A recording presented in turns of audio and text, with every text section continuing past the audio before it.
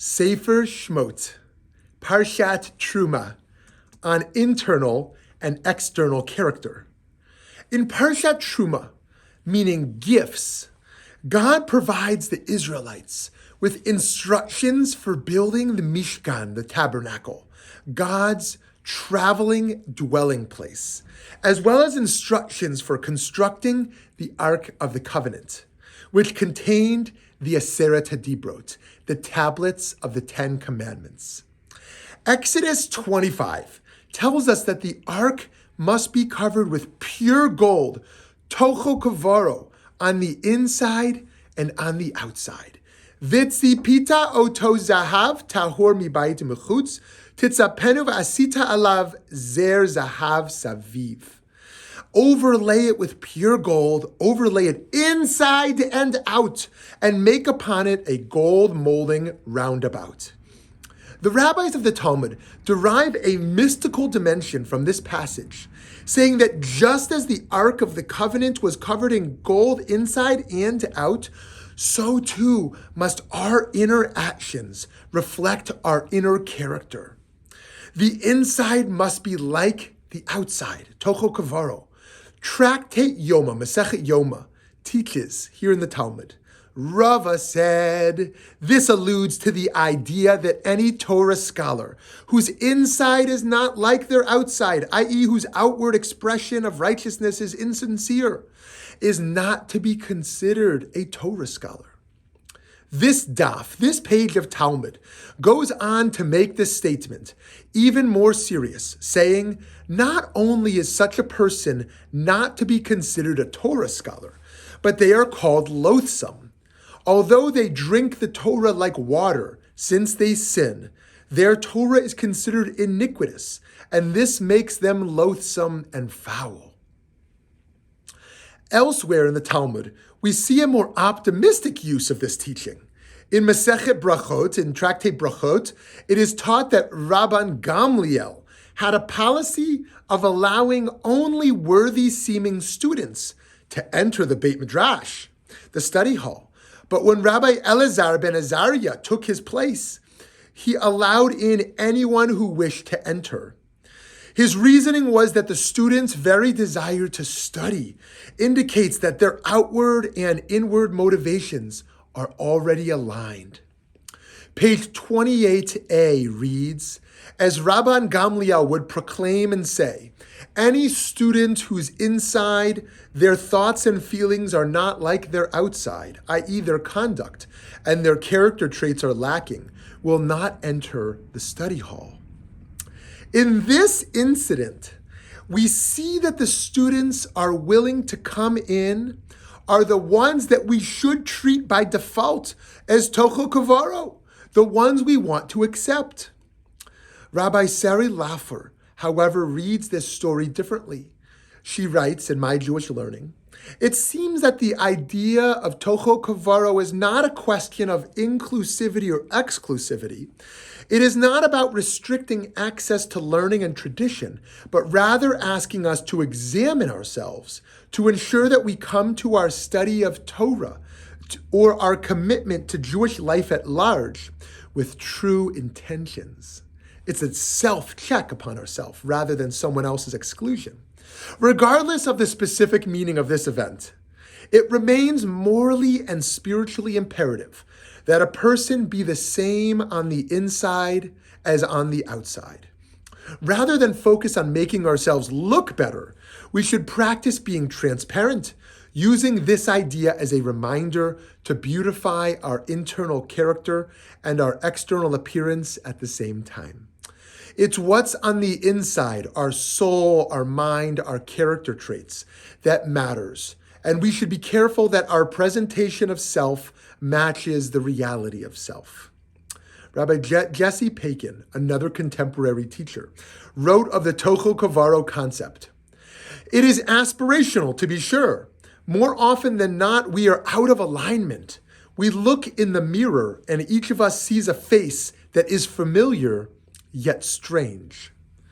Yet, friends, by digging deep to return to the spark of divinity within us, we can change our character. which will in turn improve our actions. And this challenge goes both directions. What we take to heart internally transfers externally. And the way we portray ourselves through our actions consequently matches the goodness of our motives. Through the repetition of Jewish practices, we can transform both our inner and outer selves together, with the mitzvot influencing both our appearance of piety and the purity of our thoughts and feelings and inner life. The plain English way of understanding the Toho Kavaro teaching is that we should not be hypocritical. Someone who donates money to worthy causes, but who at the same time is dishonest in business, does not demonstrate a unified self. Similarly, someone who is especially careful to keep outward-facing commandments, but who does not show the same devotion in their treatment of their neighbors, the poor, and all others, made of the image of God, is not someone whose inside matches their outside.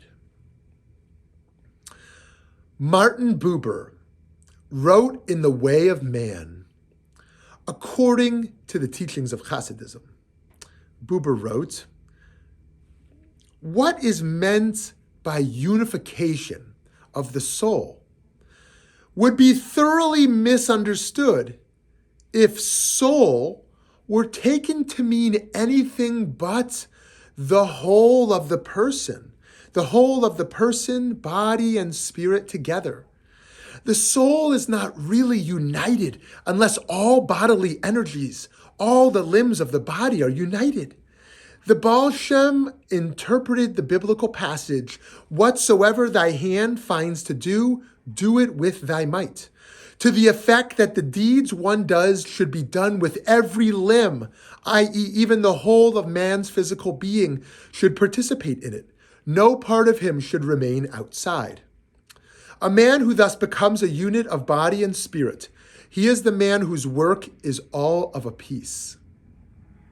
Thanks, Buber. We can additionally apply this teaching to our education of the next generation of Jewish social justice activists. Here at VBM, in our fellowships, we train emerging leaders with an interrelated mix of Torah learning and social action, which resulted in a course that brought both the internal and external life together to inform how we are to take on tasks such as protecting the stranger, advocating for worker rights, and pursuing racial justice, and more. Our learning must inform our action, and our action must inform our learning. The learning is about our outer world and our inner world. Our action is about transforming our outer world and our inner world. The learning of Torah cannot strictly be an intellectual enterprise. It also has to change the way we act like mensches in the world. External strength and beauty are not the ends to a person. With all education, the approach, of course, needs to have a focus on the external, on improving the learner's behavior. At the same time, we must also instill a cognitive, affective, and spiritual transformation so as to improve the whole individual, not just easily visible outcomes. In addition to our focus on the helper, our concept here also applies to the vulnerable individual who is being assisted. We want to think about the person holistically and their internal and their external needs. People need access to mental health resources, in addition to needing food and clothes, education, and spirituality in addition to shelter. We should be gold on the inside and out in our consistency, and we should treat others as gold on the inside and out, valuing their inner lives and outer physical needs. It's when those inside and outside improvements affect each other that we truly see growth of the whole person. May we engage in this holy endeavor together.